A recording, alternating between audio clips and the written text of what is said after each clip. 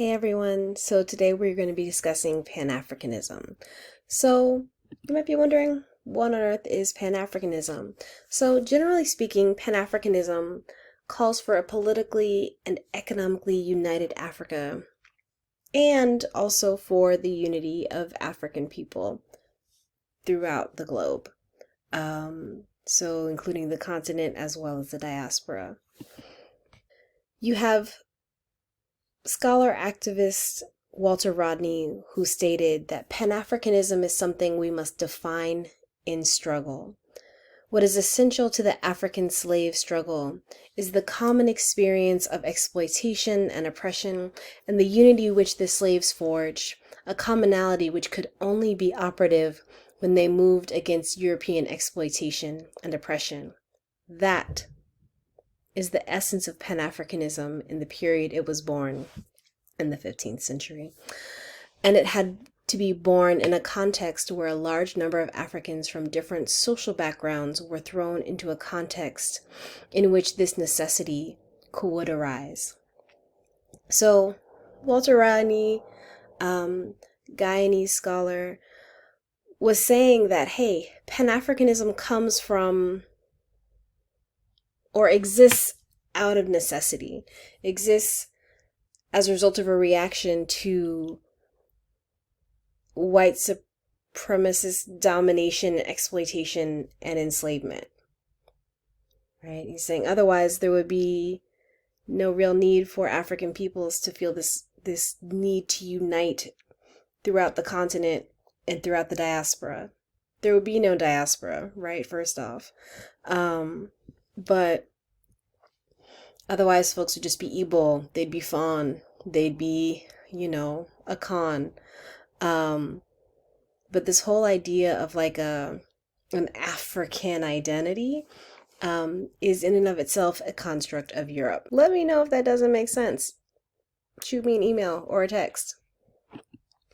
So, out of this concept of Pan-Africanism, we see globally a movement towards the liberation of African peoples through solidarity across people of African descent and on the continent and in the diaspora. And so we see the several conferences coming to the fore called the Pan-African Congress, right? And so you have the first Pan-African Congress taking place in 1900 in London.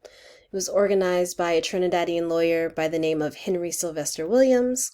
You have Du Bois, who chaired the Committee on the Address of Nations of the World, where they called for a great central Negro state of the world. At the time, they did not call for the immediate withdrawal of European powers from Africa. Mind you, European powers had recently colonized the entire continent, damn near, minus Ethiopia, of Africa in 1884 to 1885, right? So just maybe about like 15 years before. And so, but what they did call for was they were saying that, hey, we need to have self-government as soon as it is practical. The Second Pan-African Congress took place in Paris in 1919. There were 16 African Americans in attendance. None of those African Americans at this point in time had been to Africa, where they reinforced Woodrow Wilson's 14 points, especially the fifth point, where the League of Nations should assume authority over German African colonies. The Third Pan-African Congress took place in London and Lisbon in 1924. People say this was like the most disorganized out of all of them. But out of this conference came a couple of proclamations or agreements. That Africa should be for the benefit of Africans, not merely for the profit of Europeans. 2, that there should be home rule and responsible government for British West Africa and the British West Indies. 3, the abolition of the pretension of a white minority to dominate a black majority in Kenya, Rhodesia, and South Africa. 4, lynching and mob rule in the U.S. should be suppressed. And so it's interesting because you also have the Fourth Pan-African Congress that took place in New York in 1927, which basically had very similar resolutions to the Third Pan-African National Congress. And we see out of these Pan-African Congresses discourse around ending colonization, not only in Africa, but also in the Caribbean. We see conversation around the ending of lynching and putting pressure on the U.S. Towards that effort. And also this idea of Africa for the Africans, right? That Africa ought to be ruled by African people. African industries ought to benefit African people, as opposed to basically having those resources be siphoned by European companies that are then making money, while Africans are not making money off of these natural resources that exist in their nations. And so one of the most well-known Pan-Africanists is Marcus Garvey. So Marcus Garvey is a Jamaican immigrant as well as a publisher, and you have creation of the Universal Negro Improvement Association and African Communities League, which is more commonly known as the UNIA, and it was formed in 1914 with the mission to uplift and unite the African diaspora. It was Marcus Garvey and UNIA, or the UNIA, that truly revitalized the Back to Africa movement, believing that Black people would never get their freedom in the US. And so by the early 1920s, you have the UNIA establishing over 700 branches in 38 states by the early 1920s. And